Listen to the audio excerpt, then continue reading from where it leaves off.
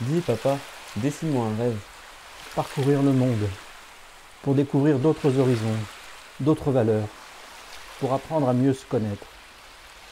Nous l'avons fait, mon fils de 14 ans et moi, à moto, entre hier et le Cap Nord pendant 4 semaines. Nous partons sur une BMW R100 GS trentenaire, dont le compteur atteint bientôt 200 000 km. Moto avec laquelle j'ai déjà parcouru les routes et les pistes du Maroc, et celles des pays de l'Est jusqu'en Pologne. J'aime rouler avec cette moto. Sa robustesse et sa simplicité d'entretien font d'elle une alliée de taille pour des raids au long cours. Équipée d'une selle personnalisée de qualité, le confort est équivalent à celui des motos de dernière génération. Avant le départ, notre R100 GS demande une attention particulière. Elle est révisée et contrôlée avec la précision d'un horloger par Fabrice de BM Wild Atelier à Gonfaron, qui est le mécanicien qui parlait à l'oreille des chevaux, mais des chevaux vapeur. Nous pourrons ainsi rouler tranquille et confiant. Mon leitmotiv de vie, c'est de découvrir le monde et si possible à moto. Le Cap Nord, c'est toujours, disons, un pôle attractif pour les motards. C'est un peu le fait de dire j'ai atteint une destination, j'ai atteint un point culminant de ma vie, presque on peut dire, et je reviens vers mes sources. Pour Noah, la moto, c'est un peu comme s'il était tombé dedans étant petit. Avec un papa et une maman motard, difficile de ne pas en tomber amoureux. Je baigne un peu dedans depuis petit, j'ai fait quelques week-ends en allant aux gorges du Verdon, d'autres belles balades, et là je continue un peu, j'ai l'habitude maintenant, on va dire. Et le jeune garçon va pouvoir compter sur l'expérience de son père pour les guider. La Corse, le Maroc, l'Espagne, l'Europe de l'Est. Patrick n'en est pas à son premier voyage. Mais pour lui, celui-ci est différent. Une expérience unique qu'il va pouvoir partager avec son fils. Objectif, vivre le plus possible en accord avec la nature, le tout filmé au jour le jour pour pouvoir faire partager leur expérience. Mais c'est surtout pour le jeune collégien que l'aventure sera extraordinaire, un premier vrai grand voyage et pas n'importe lequel. Un moyen de découvrir le monde, mais aussi de se découvrir soi-même. Là, je vais vivre pendant un mois une belle aventure avec beaucoup de belles routes comme il a dit, beaucoup de paysages, des rencontres avec d'autres motards, voir des pays, passer un bon moment avec mon père et c'est génial. Les médias sont venus nous soutenir. C'est stimulant et gratifiant pour nous deux. Je deviens le héros d'une histoire que je vais écrire avec mon père. Pour vivre le voyage avec eux, rendez-vous sur leur page Facebook 45e Parallèle Nord. Après une remontée sud-nord de la France, de l'Allemagne et du Danemark, nous avons découvert les routes touristiques de Norvège du sud au nord, par la côte occidentale jusqu'au Cap Nord, sans oublier de parcourir les îles Lofoten. Le retour se faisant par la Suède, le Danemark et l'Allemagne.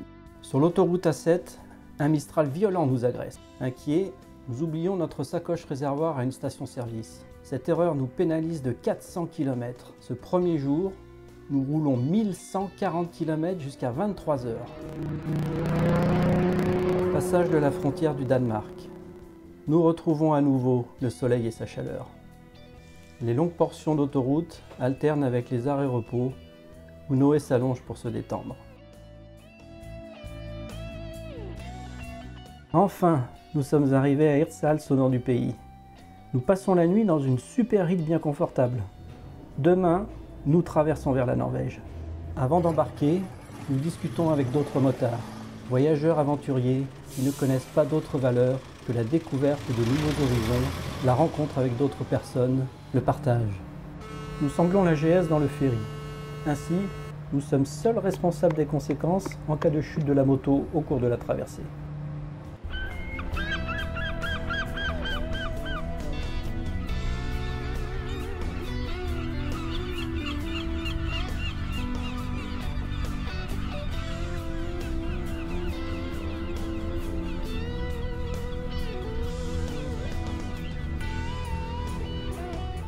Nouvelle nourriture, nouvelle monnaie, nouveau départ.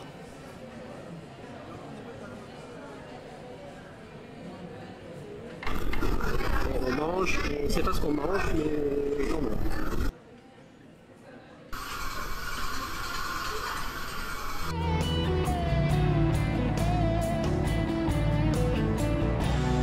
Nouvelle frontière, imaginaire, virtuelle, nous sommes en Norvège.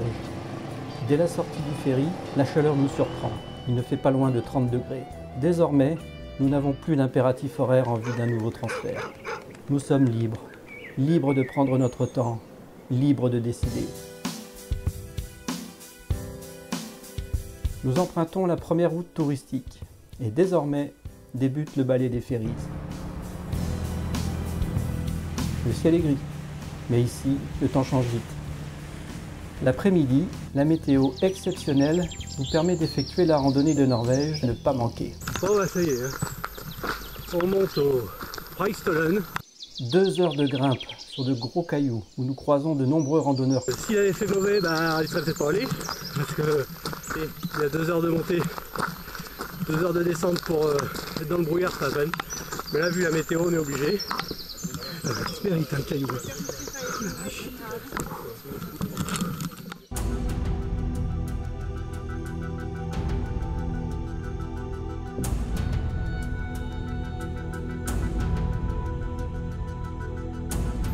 Enfin, nous atteignons ce promontoire rocheux appelé la Chaire du Prêtre, culminant à 604 mètres au-dessus du Lysfjord, espace libre de toute barrière de protection.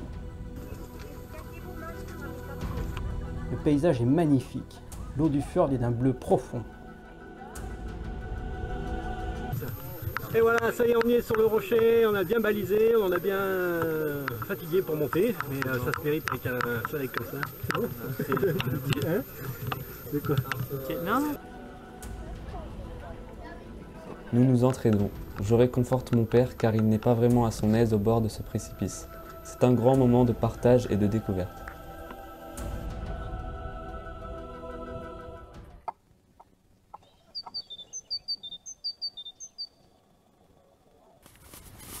Ça va faire penser à se réveiller.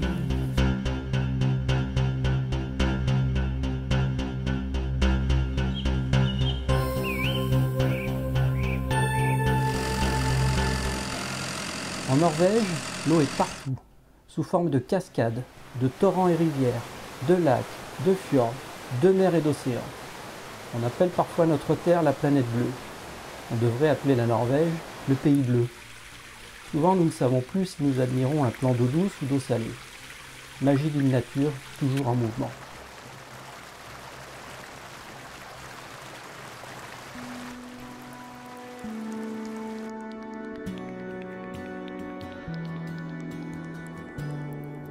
Nous continuons notre découverte des routes touristiques du Sud qui s'enchaînent, toujours sous le soleil. Elles nous offrent des paysages somptueux et des couleurs hallucinantes. Et de l'eau, toujours de l'eau.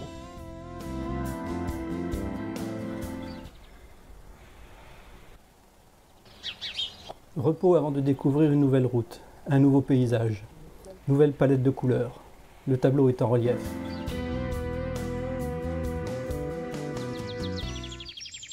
Dès notre départ de Gélo, nous continuons à rouler sur des routes d'altitude. Lorsque nous entrons dans un tunnel, la température chute. Par endroits, nous sommes passés de 20 degrés au soleil à 6 degrés dans le tunnel.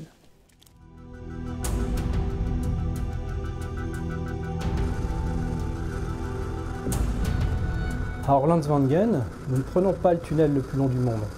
24 km d'obscurité pour rejoindre la Herdal. Nous préférons la lumière et les couleurs de la petite route touristique Orlandgelet qui passe par les montagnes et nous offre une vue magnifique. J'ai beaucoup de mal à suivre une trajectoire correcte dans les virages en épingle en montée. Le point imposant se répartit sur l'arrière de la moto, délestant la roue avant. L'adhérence diminue. Je m'assure que personne n'arrive à contresens pour pouvoir me déporter sur l'ensemble de la route. Heureusement, la route est sèche.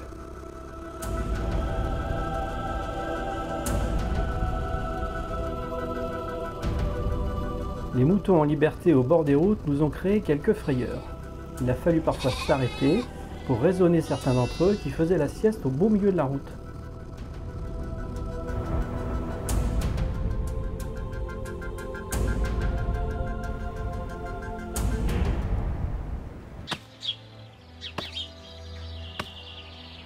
Joa, l'endroit est calme, beau, Dans une salle à la décoration chaleureuse, nous prenons notre dîner à la même table qu'un couple de Canadiens et de 3 pêcheurs norvégiens. La discussion tourne autour des plus beaux lieux de pêche au saumon entre le Canada et la Norvège.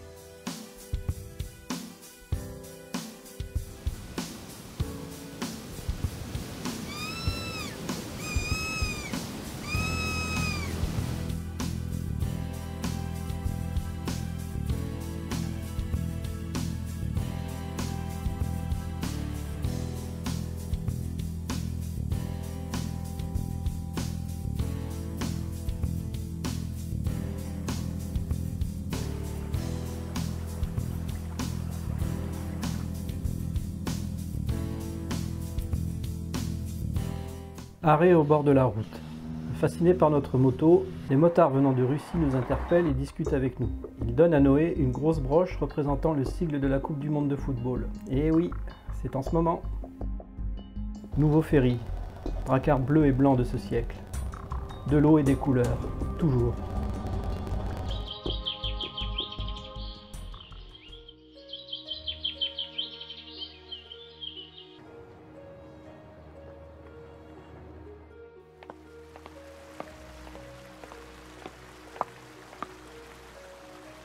Nous continuons notre ascension sous un soleil inhabituel sur cette route classée. Merveilleux ruban gris décoré de hautes montagnes et d'eau qui se présentent à nous dans toutes ses tenues. Celle bleue de l'eau des lacs et des plans d'eau, blanche de la neige et de la glace. Bichromie magique sur une toile de roche acérée. Puis la route fait place à la piste, étroite et magique, décorée de dents de pierre, barrière de sécurité d'un autre âge.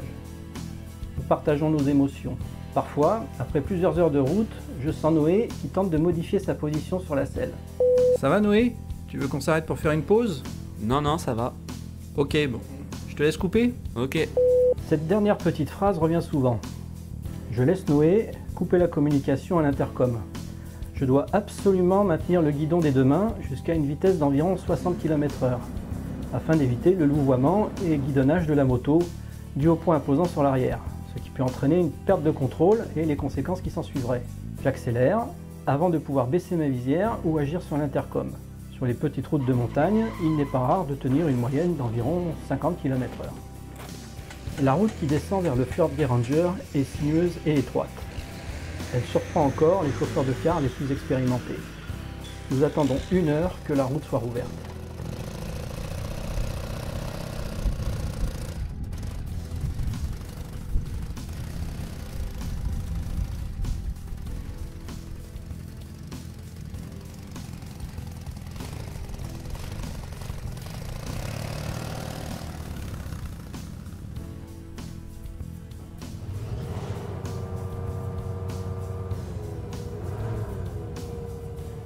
C'est avec un grand plaisir que nous retrouvons nos amis russes à l'embarcadère du prochain ferry. C'est un grand moment d'échange. Passage vers l'abîme des trolls. Trolls de pierre, trolls de glace ou simple elfe imaginaire? Depuis le belvédère et son bâtiment caractéristique, la route plonge dans un gouffre naturel abrupt où les cascades s'entrechoquent. Les virages serrés se succèdent. Nous surveillons. Les trolls ne surgiront pas. La route de l'Atlantique nous dévoile l'élégance des courbes horizontales de son ruban d'asphalte et celle verticale des ponts gracieux qui enjambent ici l'océan. Considérée par certains comme la plus belle route du monde, elle compose un tableau de lignes et de couleurs. Bleu de l'océan et gris du béton. Instant et vision magique que nous garderons à tout jamais dans nos têtes, cartes mémoire biologiques qui ne seront jamais formatées.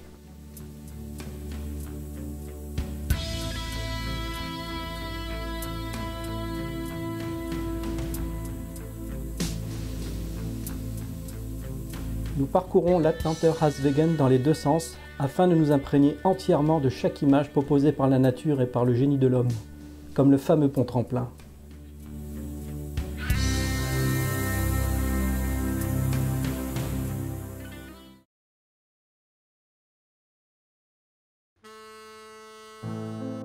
Le bleu de la mer tente à nouveau de se confondre avec le bleu du ciel.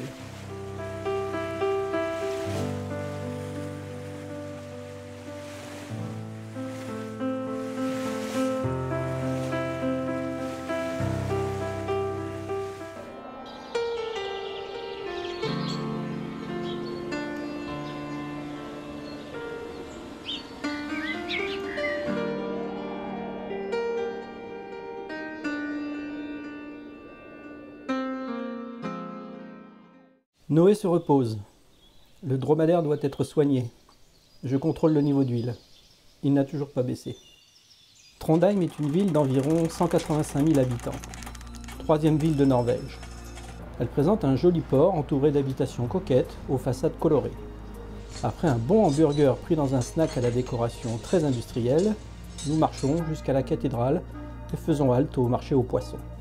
En fin d'après-midi, nous profitons d'un long moment de détente pour nous ressourcer, pour échanger, admirer et prendre conscience des vraies richesses de la vie que sont ces moments ensemble.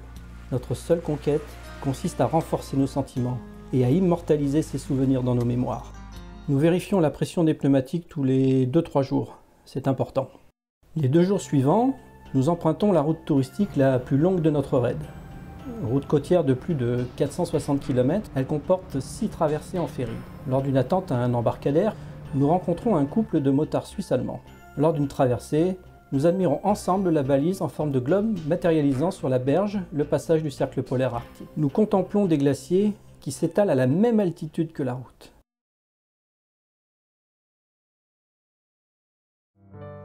Désormais, le paysage change et devient encore plus sauvage.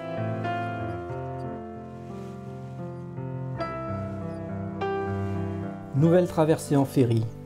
Au loin, se dessinent les montagnes droites, abruptes et acérées des îles Lofoten. Elles forment les dents de pierre grises d'une mâchoire s'ouvrant sur l'océan, celle d'un géant englouti.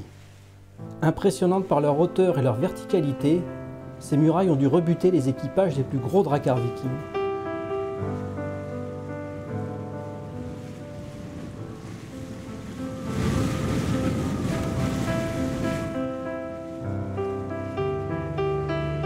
Mon intérêt pour l'histoire, ainsi que ma passion pour la plongée technique sur épave, font que nous devions nous arrêter une journée à Narvik.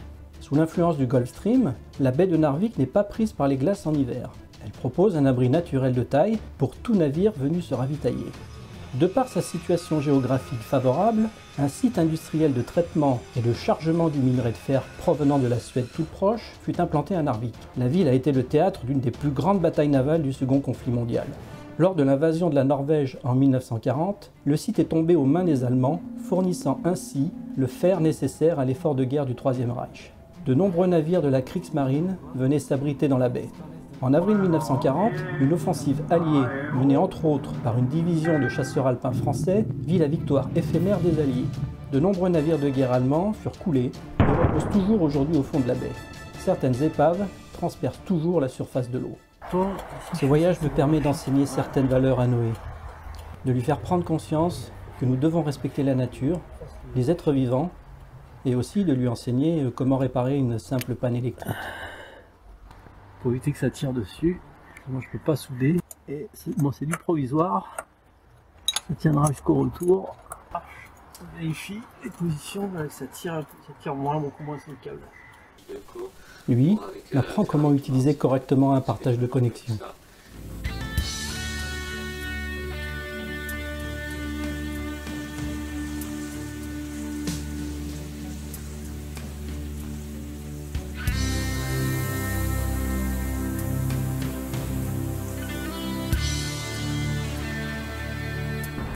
Île de beauté. L'expression est déjà empruntée pour désigner d'autres terres. Alors comment qualifier les îles Lofoten? Recouvertes de leur bonnet gris de nuages, elles nous offrent une multitude de paysages et de couleurs. Le relief abrupt et sauvage, contrasté, mariant les roches dures et noires balayées par les vents de l'océan et les plages de sable fin, joyaux de la nature, font place au petit port de pêcheurs au baraquement rouge, silencieux.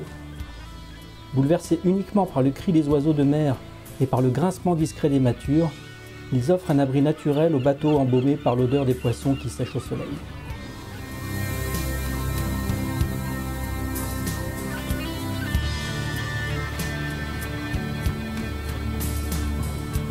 Nous sommes étonnés du silence et de la quiétude qui règne en ces lieux.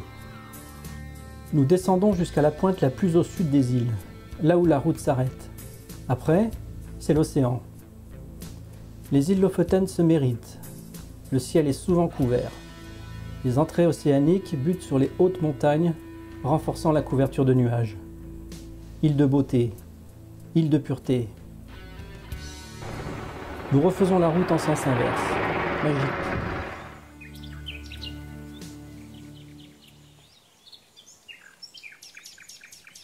Nous quittons la route principale pour des petites routes étroites et sinueuses afin d'admirer quelques petits ports de pêche isolés.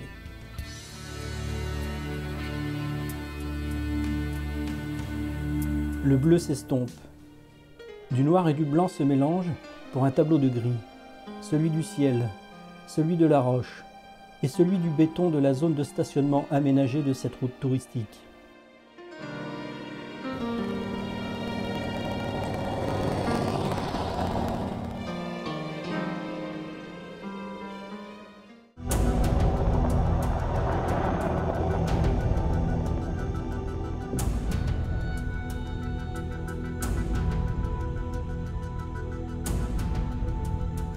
Tiens, des rennes.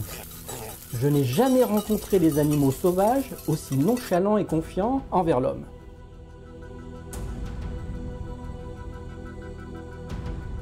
Quand on perd un bouchon de matelas, eh ben, on bouche avec un crayon, ça fait très bien.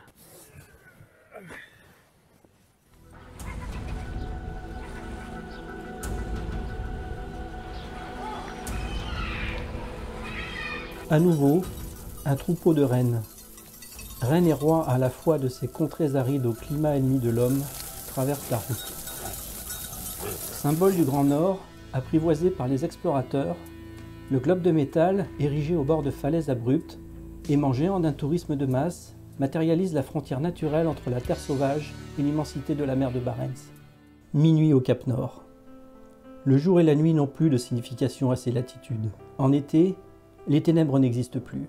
Une étoile dans le ciel, celle de notre système solaire, a décidé de rester là pour napper d'un orange feutré les roches les plus septentrionales de l'Europe. Même les rennes, symbole d'un père que nous n'apercevrons qu'à Noël, ne dorment pas. Tant pis pour le nord, aurait pu chanter Nino Ferrer. Il faut penser à s'orienter vers le sud, abandonner aux rennes et au soleil ces contrées sauvages. Sur la route du retour du Cap Nord, nous empruntons, comme à l'aller, le tunnel du même nom. Long de 7 km, il descend à 212 mètres au-dessous du niveau de la mer pour franchir un bras de la mer de Barents. Effet garanti.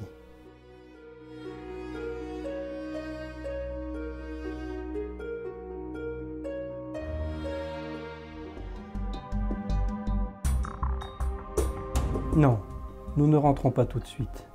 Profitons encore du nord en découvrant la dernière route touristique prévue à notre itinéraire. Sur les 18 routes touristiques classées par l'État norvégien, nous en avons parcouru 17. Nous avons pu ainsi découvrir la beauté rare des paysages de ce magnifique pays.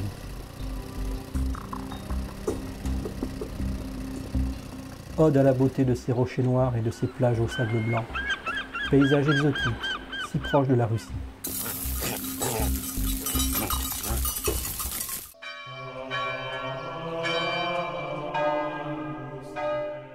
Cette fois, notre compas imaginaire s'oriente vers le sud.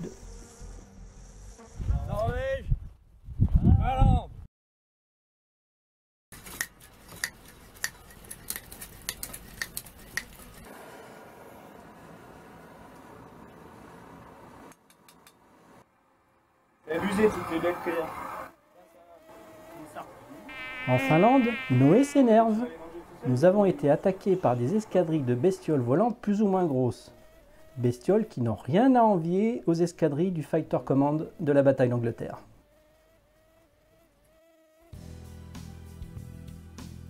Route de Suède, longues et monotones. Vitrines de pins et de lacs, le choix est vaste.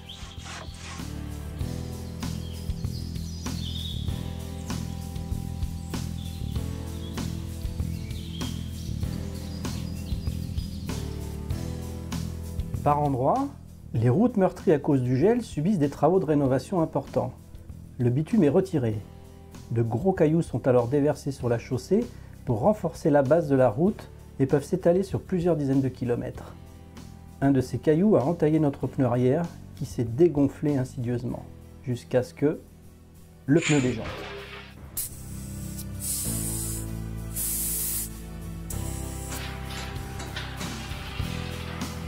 Dernière grande enjambée. Pour rejoindre le Danemark, nous empruntons les grands ponts du détroit du Grand Belt. Nous roulons sur le plus grand pont du monde, long de 16 km, qui rejoint Copenhague. Puis à nouveau, l'Allemagne et la France. Durant le voyage, mon objectif, c'était vraiment de découvrir plein de nouvelles choses, de vivre beaucoup de bons moments avec mon père aussi. Après, j'ai rencontré des motards, des Russes, des Suisses, avec qui on a fait 2 jours de moto. J'ai vraiment vu beaucoup de paysages magnifiques qu'il n'y a pas forcément en France. J'ai fait vraiment de belles rencontres, de bons moments. Et bon, après, il y a eu certains relâchements, notamment en Finlande, avec des petites bestioles qui m'embêtaient quand je mangeais. C'était long, mais j'ai vraiment beaucoup aimé ce voyage et je suis très content. La motivation essentielle de ce voyage, c'était de faire découvrir de nouveaux horizons à Noé, qu'il rencontre d'autres personnes, qu'il voit de nouvelles façons de vivre. Et plus on a avancé dans ce voyage, plus les jours sont passés, et plus je me suis rendu compte que moi aussi j'en apprenais, et que j'en ai appris beaucoup sur notre relation père-fils. Et je crois qu'au final, c'est lui qui m'en a le plus appris. Antoine de Saint-Exupéry disait « Fais de ta vie un rêve et de ton rêve une réalité ». J'ai vu comment mon père a fait de son rêve une réalité, de ses rêves une raison de vivre. À mon tour maintenant.